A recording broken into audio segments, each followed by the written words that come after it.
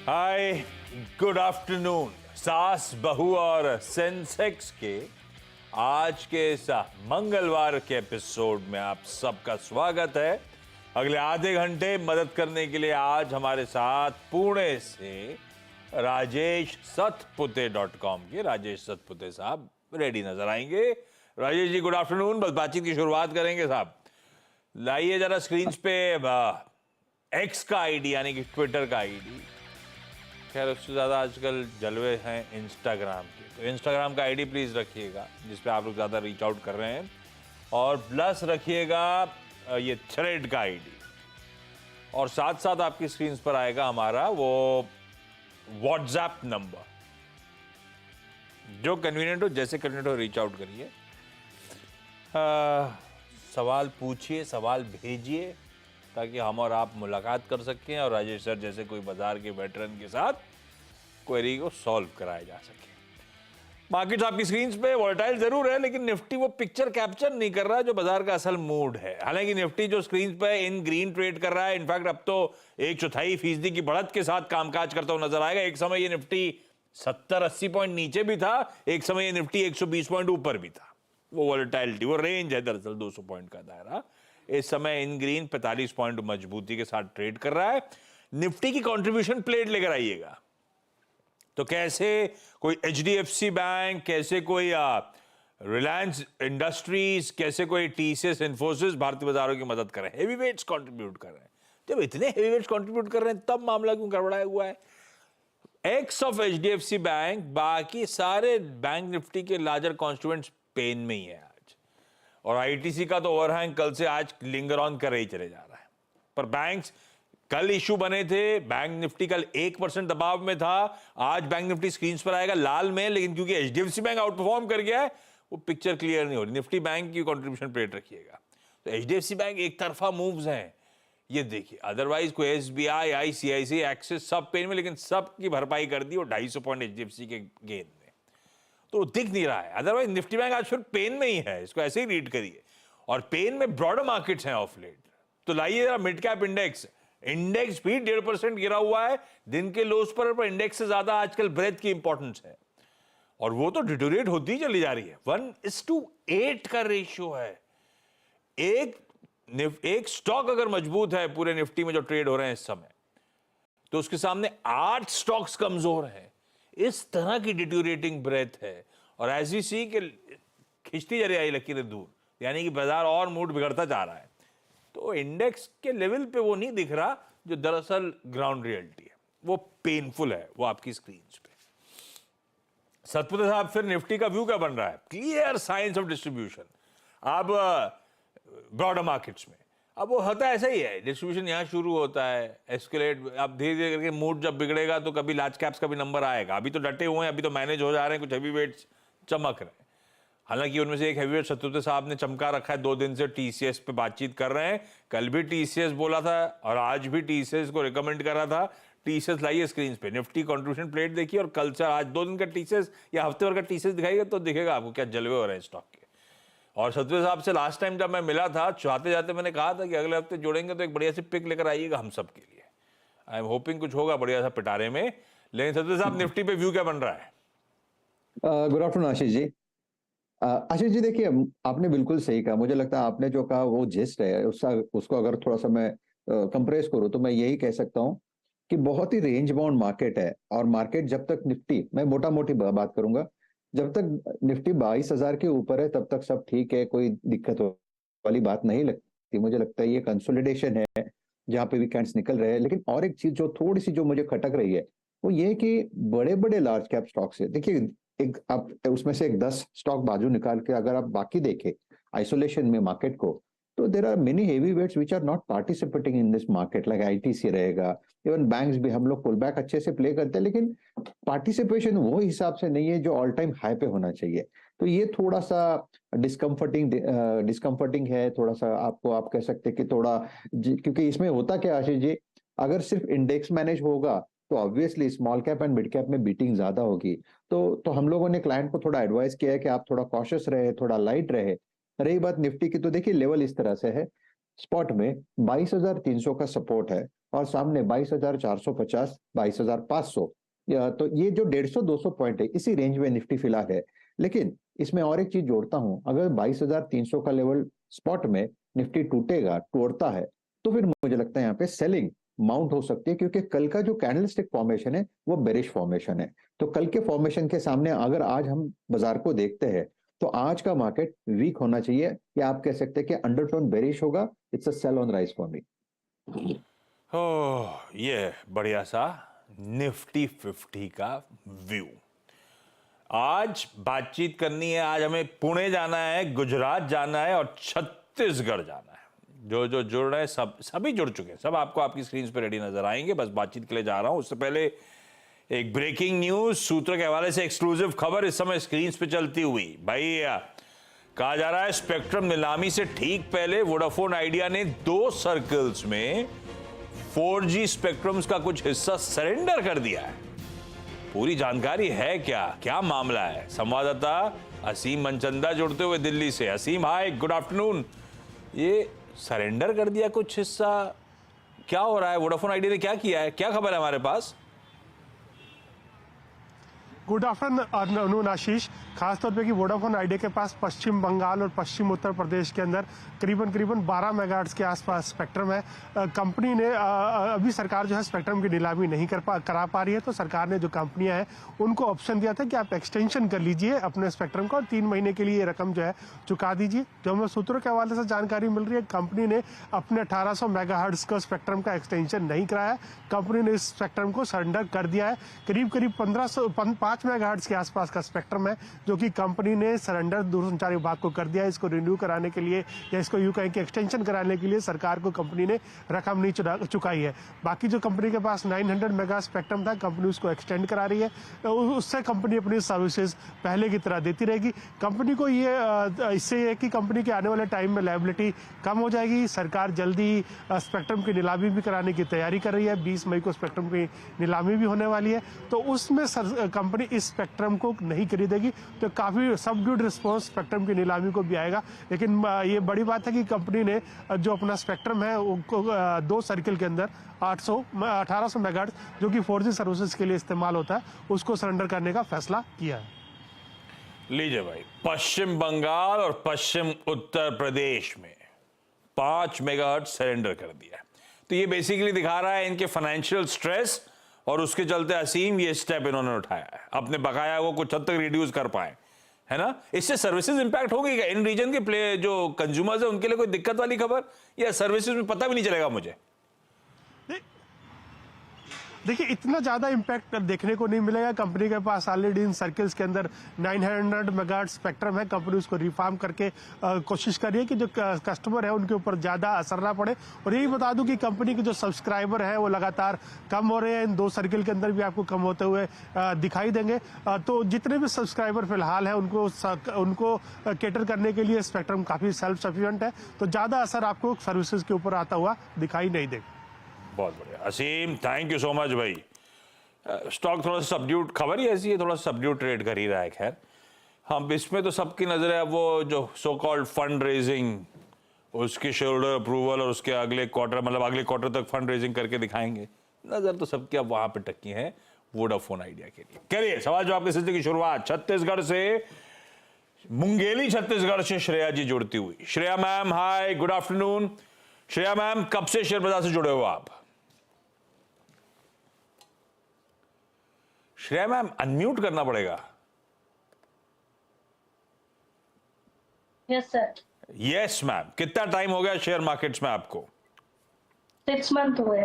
और कैसी रही है जर्नी 6 महीने से? क्या कर रहे हो आप? खुद अपने स्टॉक चुन रहे हो या कहां से आइडियाज आ रहे हैं? सर कुछ आइडियाज आ रहे कुछ अपने। ओके, क्या पहला स्टॉक कौन सा Shreya ma'am? Sir idea forge था। ये लिया हुआ है कि लेने का मन बना रहे हो आप? सर हमने 6 मंथ हुआ, 6 शेयर लिए हैं 1080 में। अब इसका रेट चल रहा है 710, तो इसे एवरेज करना चाहिए या एडजस्ट करना चाहिए सर? हमने मतलब आपके साथ कोई और, या ऐसे कहने के लिए हमने? सर ऐसे ही बोलो। हाँ ठीक है। तो आइडिया फोर्स क्यों लिया था आपने? ये किसी ने आइडिया दिया था लॉन्ग टर्म के लिए, आपको अच्छा लग रहा था, आपकी स्टडी कह रही थी, क्या रीजन से लिया था? सर ऐसे जूम सेक्टर से हाँ नहीं ठीक है, अच्छा ठीक है, ये बात सही है। आइडिया फोर्ज है तो जब आईपीओ आया था पढ़ने बड़ा इंटरेस्टिंग लग रहा है। सतपाल साहब, ये वो हो गया मामला ड्रोन का, और ड्रोन का 50% ज्यादा मार्केट शेयर इनके पास, उसके बावजूद स्टॉक करेक्ट होता चले जा रहा है। क्या करना चाहिए स्टॉक में? ये क्या समय आ गया एवरेज करने का या नहीं आ गया है? आशीष जी देखिए, मेरे हिसाब से तो काउंटर अगर आप वैसे देखें आशीष जी, आइडिया फोर्ज के सामने आप एलआईसी की बात करें, एलआईसी अगर आपको याद है, एलआईसी का पैटर्न कुछ ऐसा ही था। एलआईसी इंश्योरेंस जब ये लिस्ट हुआ था उसके बाद इसको आप कह सकते हैं इसमें प्रॉफिट बुकिंग हुई थी, 550 तक आया था। तो कहीं ना कहीं लगता है कि ये जो इनिशियल प्रॉफिट टेकिंग के बाद जिसे एलआईसी ने परफॉर्म किया वैसे ये भी करेगा। हालांकि मेरे पास बहुत ज्यादा डेटा नहीं है। अब देखिए डेटा जो है वो हार्डली आपके पास 6 महीने का, तो हम ज्यादा बड़ा प्रोजेक्शन नहीं कर सकते, लेकिन इतना तो लगता है कि 700 650 ये इसका बेस बनेगा और सामने 900 950 तक का एक मूव मिलेगा। जो डेटा मेरे पास है उससे, उस डेटा से तो मैं इतना ही कह सकता हूँ। तो आई थिंक उनको एट दिस लेवल होल्ड करना चाहिए। फिलहाल के लिए होल्ड करना चाहिए। इस बीच नेशनल स्टॉक एक्सचेंज यानी कि एनएसई से अपडेट आ रहे हैं कि वो कैश और जो अपने तमाम डेरिवेटिव ट्रांजैक्शंस होते हैं उन पे ट्रांजैक्शन चार्ज 1% घटाएगी। ट्रांजैक्शन चार्ज घटाएगी, हम और आपके लिए अच्छी खबर। जो बाजार में ट्रांजैक्ट करते हैं, एक मिनट इसका कंप्यूटर बीएसई का स्टॉक भी दिखाइए जरा कैसा चल रहा है। इसका तो है नहीं, ये तो अनलिस्टेड एंटिटी है जो होपफुली सब्सिक्वेंट पीरियड में लिस्ट होगी, पर ये अभी इस समय तो कंज्यूमर हमारे लिए अच्छी खबर है। ट्रांजैक्शन चार्ज रिड्यूस हो रहा है। बीएसई ठीक है, कॉम्पिटिटर है, लेकिन सबड्यूट सा ट्रेड है, ऐसा कुछ खास नहीं। खैर अच्छी खबर आती हुई चलिए मैं जा रहा हूं आनंद गुजरात पारुल पटेल जी के पास। Parul ma'am good afternoon. Parul ma'am आपका पहला सवाल। मेरा सवाल है सर, बजाज फाइनेंस के मैंने शेयर लिए हुए हैं 23 shares at the rate of 6,922। अब क्या करूं पता नहीं है। मींस लॉन्ग टर्म 6 या 8 मंथ तक होल्ड कर सकती हूँ। अभी लिए हुए कितना टाइम हो गया? मतलब यहां से भी 6-8 महीने का टाइम होराइजन है, ऐसा कह रहे हो आप ना? जी। आनंद गुजरात, ये अमूल की फैक्ट्री के आसपास है कहीं क्या? Yes yes. अरे वाह, तो अमूल वालों को आप लोगों को कुछ सब्सिडाइज मिलता है क्या वहां पे, या आपको भी हमारे जैसे बाजार भाव पे ही मिलता है चीज और ये सब? हाँ बाजार भाव पर ही। नहीं मैं और आउटलेट जो अमूल का है हाँ। वहां जाके आप बाय करो तो हाँ थोड़ा मिल सकता है। तो आप लोग नहीं करते क्या? हाँ करते हैं ना सर। हाँ। अच्छा बजाज फाइनेंस सतपाल साहब 500-600 रुपए खरीद से नीचे चल रहा है, व्यू है 6-8 महीने का, बेसिकली पोजिशनली मामला है। कैसा लग रहा है ये स्टॉक? आशीष जी देखिए, यही मैंने कहा था ना शो के शुरू में कि जो बड़े बड़े हेवीवेट्स है they are lying low and that is a concern. अगर बजाज फाइनेंस की इन पर्टिकुलरली बात करें, सिर्फ हम बजाज फाइनेंस की बात करेंगे तो 6,200 और 6,000 मेरे हिसाब से ये जो हम फॉल देख रहे हैं ना आशीष जी, ये 6,000 के आसपास, 6,000 6,200 के आसपास कहीं ना कहीं अटकेगा और फिर आपको एक रिलीफ रैली मिलेगी। तो एट दिस लेवल तो हम लोग ऑलमोस्ट लोएस्ट लेवल पे खड़े हैं। मेरे हिसाब से शी शुड वेट। मैं पर्टिकुलरली स्टॉप लॉस नहीं दे रहा हूं क्योंकि ये काउंटर बहुत बड़ा है, इसमें 200 रुपए 300 रुपए का स्टॉप लॉस हिट होने के चांसेस बहुत ज्यादा है एंड आई डोंट वांट कि लोअर लेवल पे आपकी पोजीशन कटे अननेसेसरीली। तो आप फिलहाल बने रहे।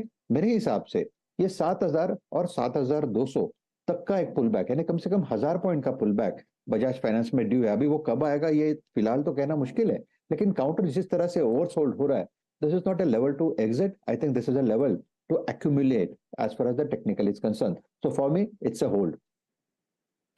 होल्ड करिए भाई बजाज फाइनेंस। बीएसई का स्टॉक दिखाइएगा, थोड़ा सा शायद दबाव अब बढ़ रहा है क्योंकि इनका लार्जर पीयर जो है ट्रांजैक्शन प्राइसेस रिड्यूस कर रहा है 2%। लास्ट देखा था तो कितना था, 1/3 तो 1/4 था, दिख नहीं रहा चार्ट पे, लेकिन अब 2% दबाव में आ गया। खैर पुणे से स्मिता जी स्क्रीन पे। Smita ma'am good afternoon ma'am. Smita ma'am आपका पहला सवाल क्या है? हाँ मैंने यूनिटेक के 1,000 शेयर खरीदे हैं सर 15 रुपए 98 पैसे पे। तो यूनिटेक उसका खरीदा? हाई टारगेट कब तक आएगा? और यूनिटेक क्यों खरीदा, कहां से आइडिया आया? ये स्मिता मैम यूनिटेक का आइडिया कहां से आया था, किसने बताया था, या आपने खुद अपनी स्टडी से लिया था? हाँ नहीं नहीं, मैं खुद अपनी स्टडी से लिया था मैंने। मामला गड़बड़ है यूनिटेक का।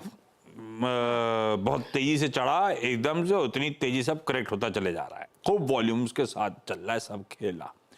सतपति साहब क्या करा जाए भाई, निकला जाए या कुछ उम्मीद आप जगाओगे हमारी? आशीष जी देखिए, ये सर्किट का घोड़ा है, ये एक तो ऊपर ऊपर सर्किट पे चलता है या लोअर सर्किट पे चलता है। तो मुझे लगता है कि ऐसे काउंटर को अवॉइड करना चाहिए। To be very frank with you, तो जब मैं तो यही कहूंगा this is an exit for मी।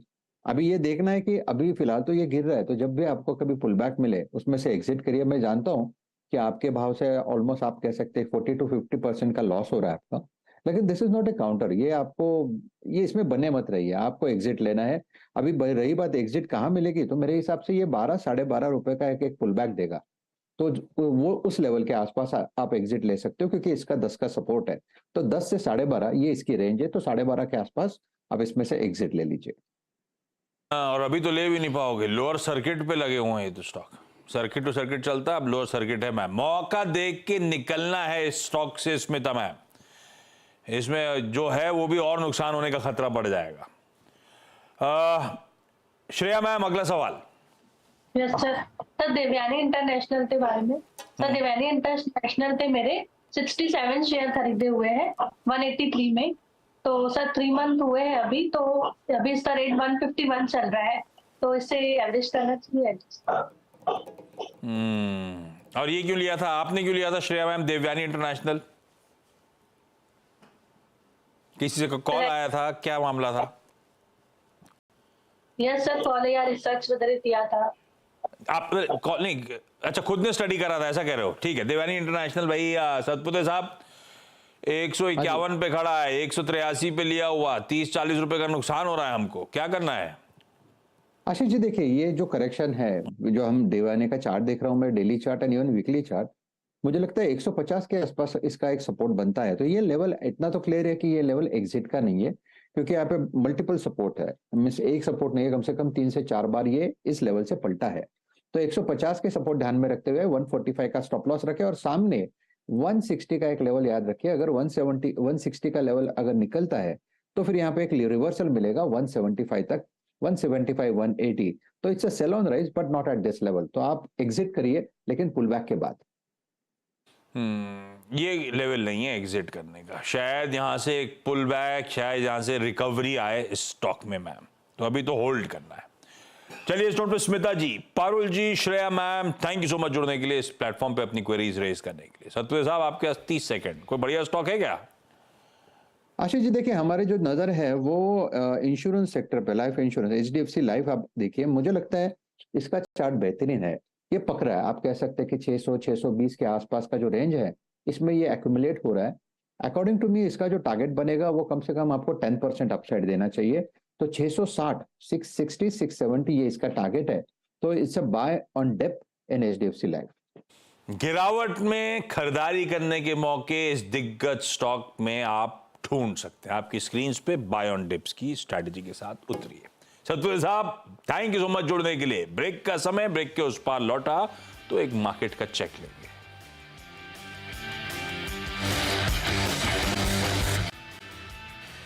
चलिए ब्रेक के बाद आपका स्वागत है। कई सारे स्टॉक्स में खासा पेन नजर आ रहा है। अच्छा, कई सारी सरकारी कंपनीज करेक्ट हो रही है। BEL, BHEL 4% दबाव में। टाटा ग्रुप एंटिटीज, उनका दबाव कंटिन्यू कर रहा है। टाटा केमिकल्स, टाटा पावर, ये सब वो जो टाटा सन्स के एंटिसिपेटेड IPO के चक्कर में जितना चले थे, वही जो ज्यादा चले थे वही वाले स्टॉक्स से ज्यादा करेक्ट हो रहे हैं आपकी स्क्रीन पे। ये थोड़ी सी दिक्कत है। अच्छा, ऐसे बाजार में आई एम श्योर आप लोग की बहुत सारी क्वेरीज होंगी स्टॉक मार्केट रिलेटेड। कुछ लोगों की, चुनिंदा लोगों की हम सॉल्व कर पाए सासबो सेंसेक्स में, उसी के लिए हमने शुरू करा था चाचा भतीजा और निफ्टी। पर चाचा जी की अभी तबीयत नासाज है, तो आप लोग, कई लोग पूछ रहे थे चाचा भतीजा निफ्टी क्यों नहीं आ रहा है। तो प्लेट दिखा दीजिए ना, चाचा भतीजा निफ्टी की प्लेट से क्या फील आता है। चाचा जी की तबीयत नासाज नहीं, लाइव 1 PM वाली प्लेट है, सॉरी हटा दीजिए। आज नहीं हो पाएगा। आज क्या, पिछले कल भी नहीं हो पाया था, क्योंकि कल तो पूछने की हिम्मत ही नहीं थी, चाचा जी की तबीयत खराब थी। आज भी क्योंकि वो वैसे ही चैनल पे सुबह थे, तो अभी जब तक तबीयत नासाज है तब तक नहीं, जब वो तबीयत ठीक हो जाएगी अपन लौट के आएंगे। 1 बजे चाचा बजे निफ्टी हफ्ते में 2-3 बार बिल्कुल जैसा होता था वैसे ही होगा। अभी थोड़ा सा ब्रेक चल रहा है, सॉरी उसके लिए।